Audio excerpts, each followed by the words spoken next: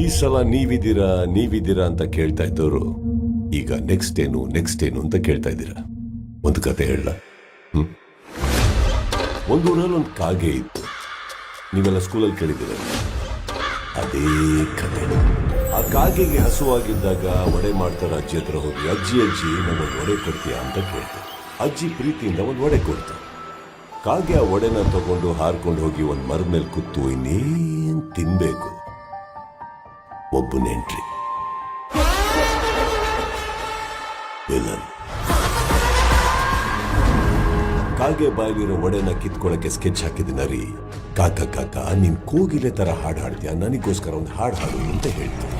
ನಿಮ್ಗೆಲ್ಲ ಗೊತ್ತಿರೋ ಹಾಗೆ ಪಾಪ ಕಾಗೆ ನರಿ ಮಾತು ಕೇಳಕ್ಕೂ ಹಾಡಕ್ ಶುರು ಮಾಡಕ್ಕೂ ಒಡೆ ಕಾಗೆ ಬಾಯಿಂದ ಕೆಳಗ್ ಬೀಳಕ್ಕೂ ಒಡೆ ನರಿ ಬಾಯಿಗೆ ಸೇರ್ಬೇಕು ಅನ್ನೋವಾಗ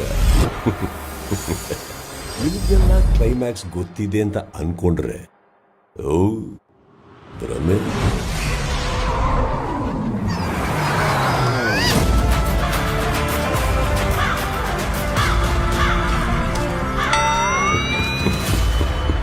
ಈ ಸಲ ಬಿಗ್ ಬಾಸ್ ಹಾಗೇನೆ ನಾವು 11 ಸೀಸನ್ ನೋಡಿದೀವಿ. ನಮಗ್ ಬಿಗ್ ಬಾಸ್ ಬಗ್ಗೆ ಎಲ್ಲಾ ಗೊತ್ತು ಅನ್ನೋರ್ಗೆ